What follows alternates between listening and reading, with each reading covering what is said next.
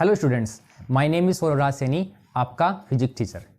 BPS Gurukul YouTube channel पर आपका हार्दिक स्वागत है। हम यहाँ पर डिस्कस करेंगे 12th बोर्ड से रिलेटेड फिजिक्स के कुछ इंपॉर्टेंट टॉपिक्स पर। आप जानते हैं कि आरबीएससी 12th बोर्ड की डेट शीट आ चुकी है एग्ज़ाम के लिए, तो उसी से रिलेटेड हम यहाँ पर फिजिक्स के बहुत सारे इंपॉर्टेंट टॉपिक्स का आपस में डिस्कस करने वाले हैं। तो चलिए शुरुआत करते हैं 12th बोर्ड की फिजिक्स के फर्स्ट चैप्टर से, जिसका नाम है स्थिर वैद्युतिकी।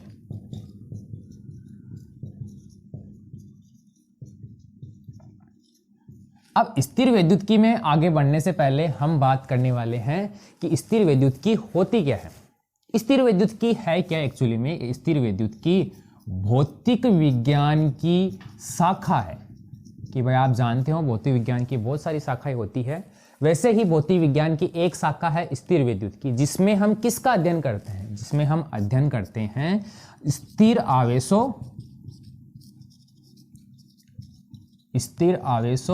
एवं उन पर लगने वाले बलों का अध्ययन करते हैं।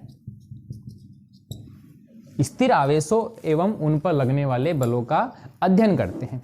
अब ये तो आपकी होती है स्थिर वैद्युतिकी। क्या बताया कि भौतिक विज्ञान की वह शाखा जिसमें हम स्थिर आवेशों व उन पर लगने वाले बलों का अध्ययन करते हैं। अब आगे चलते हैं। अब स्थिर वैद्युतिकी का सबसे बेसिक टू बेसिक चीज है आवेश।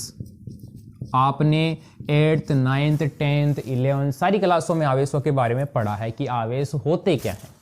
अब वही सबसे पहली चीज यहां पर अपन करने वाले हैं कि आवेश क्या चीज है। देखो फिजिक्स में बात करते हैं आवेश क्या होता है। भाई आवेश का पहला चीज बताते हैं हम कि आवेश वह चीज है, या फिर ये बोल सकते हो आप कि पदार्थ का वह गुण, किसी भी पदार्थ का वह गुण जो स्थिर रहने पर विद्युत क्षेत्र उत्पन्न करता है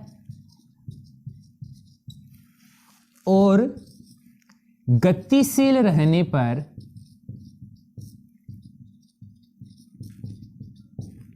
चुंबकीय क्षेत्र उत्पन्न करता है। तो आपको क्या बताया कि आवेश पदार्थ का वह गुण है जो स्थिर रहने पर विद्युत क्षेत्र उत्पन्न करता है तथा गतिशील रहने पर चुंबकीय क्षेत्र उत्पन्न करता है। साथ में एक पॉइंट और है कि विद्युत क्षेत्र व चुंबकीय क्षेत्र में स्थित रहने पर क्षेत्र में स्थित होने पर एक बल का अनुभव करता है। एक बल का अनुभव करता है, उसको हम बोलते हैं आवेश। तो आपको बताया पदार्थ का वह गुण जो कि स्थिर रहने पर विद्युत क्षेत्र उत्पन्न करता है, गतिशील रहने पर चुंबकीय क्षेत्र उत्पन्न करता है तथा विद्युत क्षेत्र व चुंबकीय क्षेत्र में स्थित होने पर एक बल का अनुभव करता है, वो ही होता है आवेश। अब बच्चों ध्यान रखने की क्या चीज है कि पिछले बार जो आपका 2021-22 की 12th बोर्ड एग्जाम में क्वेश्चन आया है, कौन सा वाला? गतिशील रहने पर चुंबकीय क्षेत्र उत्पन्न करता है। क्या आवेश है वो गतिशील रहने पर चुंबकीय क्षेत्र उत्पन्न करता है। 2021-22 की बोर्ड एग्जाम में ये क्वेश्चन आया गया। अब ये आपका आवेश हो गया, नोट डाउन कर सकते हो आप।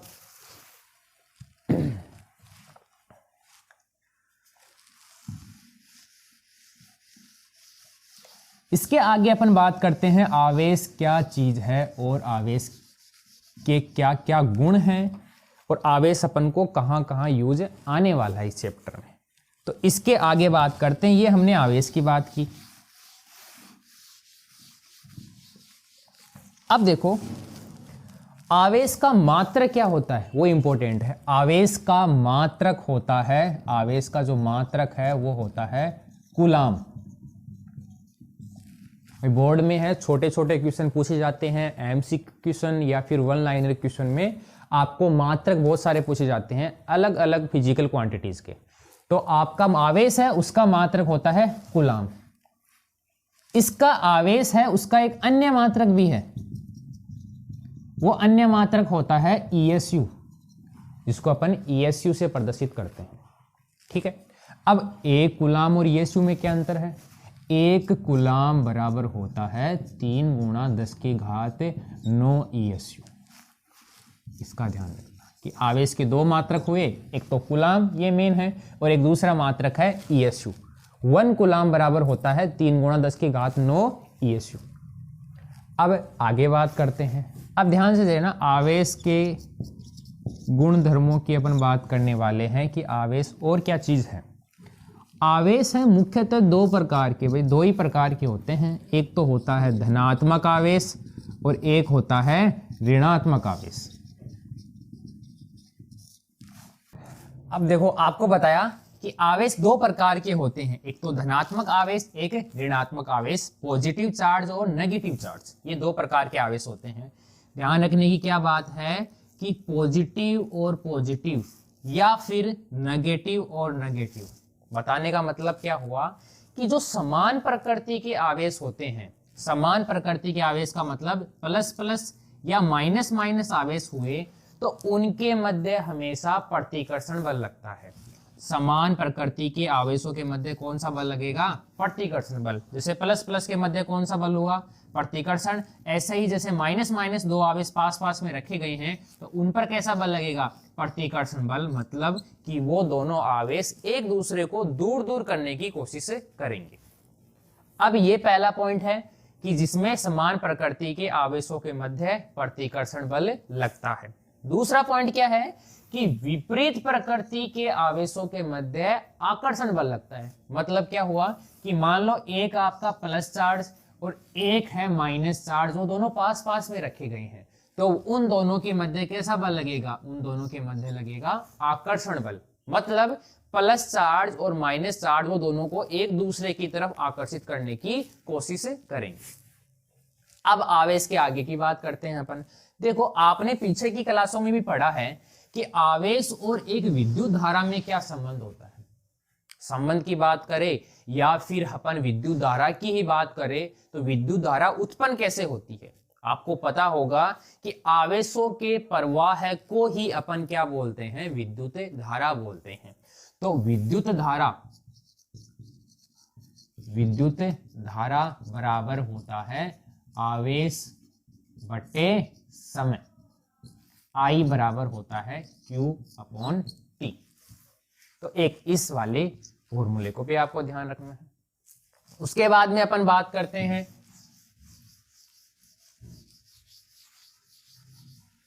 आवेश उत्पन्न कैसे होते हैं। जैसे आवेशों के गुणों की बात की, वैसे आवेश उत्पन्न कैसे करते हैं। तो देखो, आवेश उत्पन्न होता है मुख्य रूप से कैसे? इलेक्ट्रॉनों के स्थानांतरण से। इलेक्ट्रॉनों के स्थानांतरण से आवेश उत्पन्न होता है। काफी इंपॉर्टेंट बात है। मतलब कि कोई एक वस्तु है A, यदि ये अपने अंदर के इलेक्ट्रॉनों को त्याग रही है तब उस पर कैसा चार्ज आता है? तो ध्यान रखना, उस पर चार्ज आता है प्लस चार्ज। ठीक है। यदि कोई वस्तु है B, वो इलेक्ट्रॉनों को ग्रहण कर रही है तब उस पर चार्ज आता है माइनस।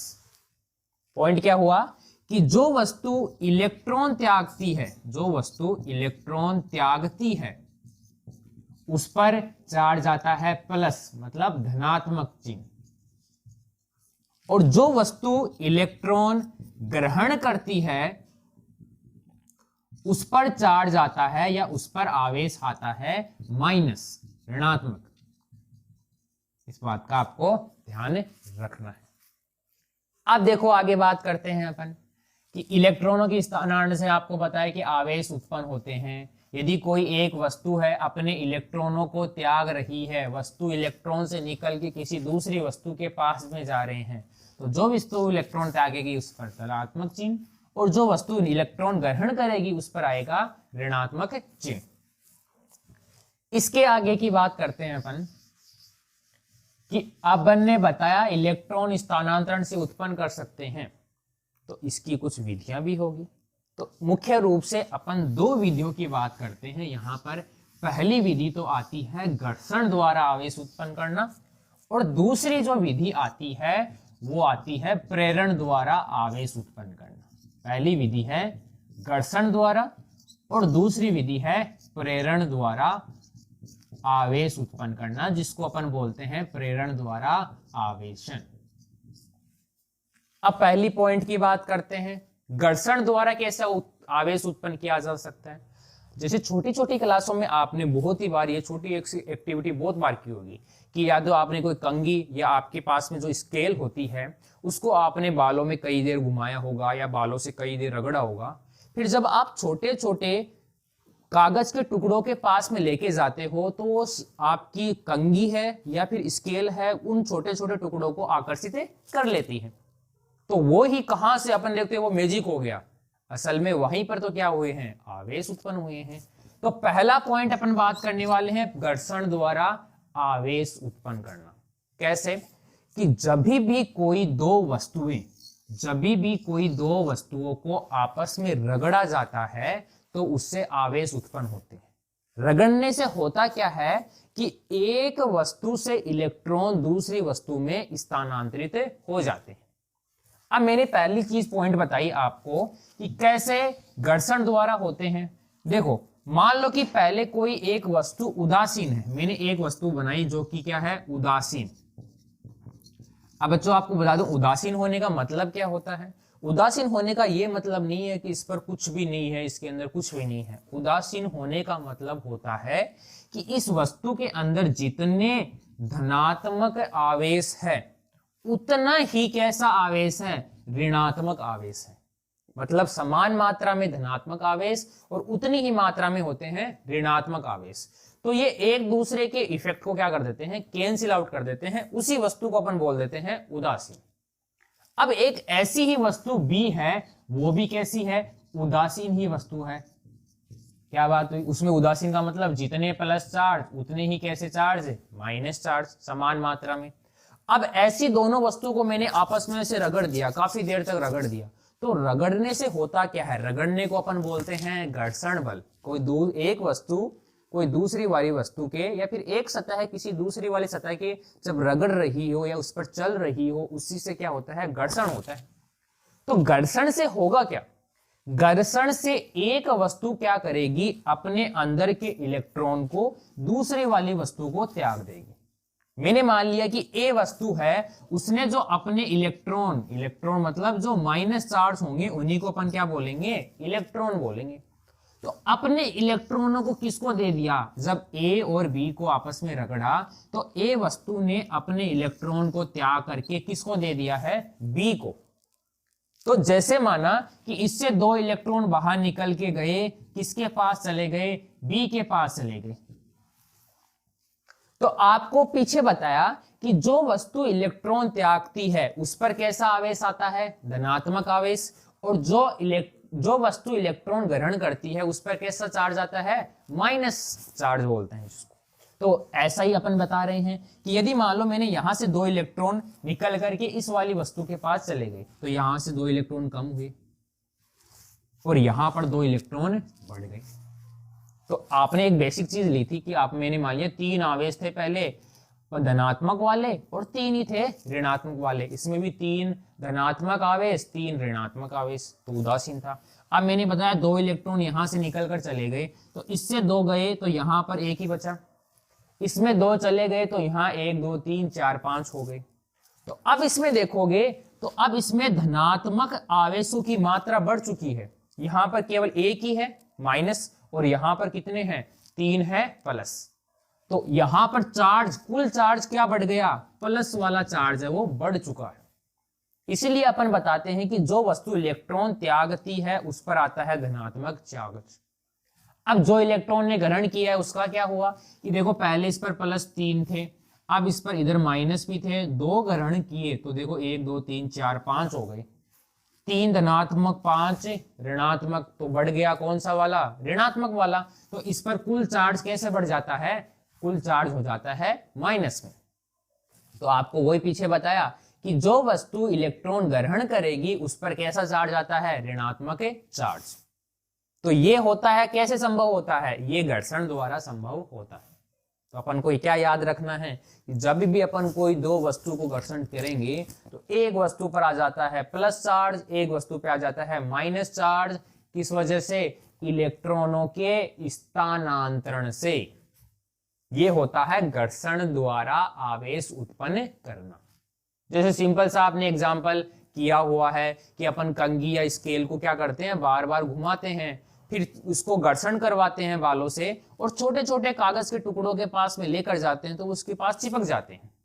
तो ये घर्षण का ही, या ये बोल सकते हो घर्षण से आवेश उत्पन्न करने का ही प्रभाव है। अब दूसरा एक एग्जांपल की बात करते हैं कि जब आपको ये कांच की छड़ को रेशम के कपड़ों से रगड़ते हो, एक एग्जांपल है आपकी बुक में कि जब भी कांच की छड़ को रेशम के कपड़े से रगड़ते हो, रेशम के कपड़े से रगड़ते हो, तो कांच की छड़ के जो इलेक्ट्रॉन है किसको स्थानांतरित हो जाते हैं? रेशम के कपड़े को स्थानांतरित करते हैं। तो जिससे कांच की छड़ तो कैसी हो जाती है? धनात्मक। और जो रेशम का, सही है, इलेक्ट्रॉन कांच की छड़ से जा रहे हैं तो ये कैसी बनेगी? धनात्मक। और जो रेशम का कपड़ा है वो कैसा बन जाता है? ऋणात्मक बन जाता है। तो आपको पहली विधि समझ में आई, घर्षण द्वारा कैसे अपन आवेश उत्पन्न कर सकते हैं। हमने पहले आवेश उत्पन्न करने की पहली विधि के बारे में बात किया है। अब हम अपन बात करने वाले हैं प्रेरण द्वारा आवेशन से आवेश उत्पन्न करने की दूसरी विधि, जिसका नाम है प्रेरण द्वारा आवेशन। अब असल में प्रेरण है क्या? कौन सी चीज है प्रेरण? ऐसी कि प्रेरण क्या होता है? जैसे पहली वाली घर्षण की बात की थी, उसमें हम दोनों वस्तुओं को आपस में रगड़ रहे थे, तो रगड़ने से इनकी दोनों सतह आपस में संपर्क में आई थी। तो घर्षण में तो वस्तु का आपस में संपर्क में होना जरूरी है, लेकिन जो प्रेरण होता है उसमें दो वस्तुओं का आपस में संपर्क होना आवश्यक नहीं है। तो दूसरी वस्तु कौन सी हुई? दूसरा टॉपिक क्या हुआ? प्रेरण का मतलब क्या बताया कि उसमें वस्तु का, दोनों वस्तुओं का आपस में संपर्क में होना आवश्यक नहीं है। तो हम आवेश उत्पन्न करेंगे किस सहायता से? कि दोनों वस्तुओं को बिना आपस में संपर्क किए हुए दूर रख करके अपन कैसे आवेश उत्पन्न कर सकते हैं, उसकी चलिए बात करते हैं अपन। तो चलिए शुरू करते हैं। देखिए, उदाहरण की बात करें, प्रेरण द्वारा आवेशन जो अपन पढ़ रहे हैं, पहली चीज हमने क्या लिया कि अपन दो चालक गोले ले रहे हैं। मैंने लिया दो चालक गोले, चालक गोला ए और चालक गोला बी। इनको नीचे कुचालक स्टैंड पर रख दिया। ये बकायदा आपकी बोर्ड एग्जाम में क्वेश्चन पूछा जाता है कि प्रेरण द्वारा आवेशन को समझाओ। तो एक अच्छा और इंपॉर्टेंट टॉपिक है, तो उसको आप ध्यान से समझिए। तो जैसे आपने लिया कि ये आपका चालक गोला ए और ये चालक गोला बी, इन दोनों को अपन ने क्या किया है कि ये दोनों गोलों को सबसे पहले, इन पर कोई आवेश नहीं है। हमने बताया कि इन दोनों गोलों पर कोई आवेश नहीं है, दोनों गोले उदासीन हैं। इन दोनों गोलों को हमने क्या किया कि पास पास में रख दिया। इनको तो अपन ने संपर्क करवा रहे हैं, देखो इन दोनों गोलों को अपन ने करवा दिया, संपर्क करा करके पास पास रख दिया। ये कुचालक स्टैंड है कि इनको स्थिर रखने के लिए, ठीक है।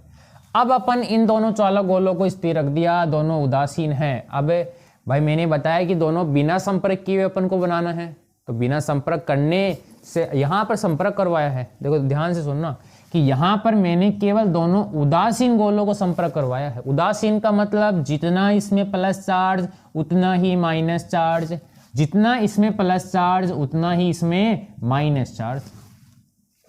तो देखो यदि आप इन दोनों को संपर्क में करवा दिया तो आवेश क्या हो सकता है, इधर उधर मतलब कि जा सकता है। संपर्क में है तो आवेश इधर उधर गति कर सकता है। अब देखिए अपन क्या किया कि अपन ने इस ए वाले चालक गोले के पास में एक छड़ लेकर आए। कैसी छड़? जो कि धनात्मक आवेशित है। ये धनात्मक आवेशित छड़ पास में लेकर आए हैं और जिसको स्पर्श नहीं करवाया है। इससे आप देखो इस वस्तु पर आवेश है, इस पर नहीं है कोई भी आवेश, उदासीन है। इस वस्तु को आपने बिना स्पर्श करवाए, स्पर्श किया हुआ नहीं है, उससे अपन आवेश उत्पन्न करेंगे। तो सबसे पहली चीज कि यहां पास में रखा तो क्या होगा? आप जानते हो कि प्लस आवेश और प्लस आवेश मतलब समान प्रकृति के आवेशों के मध्य लगेगा प्रतिकर्षण बल और विपरीत प्रकृति के आवेशों के मध्य लगेगा आकर्षण बल। ये पीछे आपने पढ़ा है। अब देखो, यदि मान लो कि इसमें प्लस प्लस समान, इसमें माइनस माइनस उतने ही मात्रा में, इसमें भी प्लस प्लस जितने उतने ही उसमें क्या हुए? माइनस हुए। अब हुआ क्या? प्लस ये चालक छड़ को एक मैंने छड़ बता दी है जो कि धनात्मक आवेशित है, धनात्मक आवेशित है।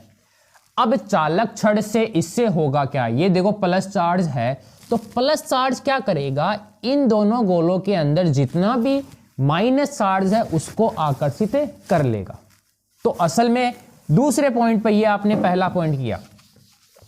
अब इसका इफेक्ट होगा क्या? इस बार मैं गोले बना रहा हूं तो उसका कुचालक स्टैंड नहीं बना रहा। तो देखो, ये आपका चालक गोला पहले वाला, इस पर क्या फर्क पड़ेगा? इसके स्पर्श किया हुआ है चालक गोला बी, तो इसके क्या फर्क पड़ा? अब ये दूसरा स्टेज हो गई, ये आपकी चालक छड़ इसके पास में है जो कि धनात्मक आवेशित है। क्या हुआ? इस दोनों के जितने भी ऋणात्मक आवेश है वो किधर आएंगे? आकर्षण बल से किधर की तरफ आ जाएंगे? इस वाली ए वाली वस्तु की बाईं सतह पर एकत्रित हो जाएंगे, इधर एक साथ इकट्ठा हो जाएंगे। क्यों? क्योंकि प्लस और प्लस के मध्य तो लग रहा था प्रतिकर्षण, लेकिन विपरीत वाले हैं जो आवेश, उनके मध्य कैसा बल लग रहा है? आकर्षण। तो इन प्लस आवेशों ने इन दोनों के अंदर जो माइनस आवेश है उसको इकट्ठा करके या किधर की तरफ? इस वाली ए के बाईं सतह की तरफ। अब प्लस चार्ज, ये प्लस है तो इनके मध्य, इनमें जो दोनों में प्लस प्लस होगा वो क्या, इनके मध्य क्या लगेगा? प्रतिकर्षण बल, मतलब दूर दूर लेके जाएंगे। तो ये प्लस चार्ज इसके अंदर प्लस और इसके वाले प्लस पर प्रतिकर्षण बल लगाएगा, तो वो प्रतिकर्षण बल से ये प्लस वाले किधर चले जाएंगे? बी की दाईं सतह की ओर।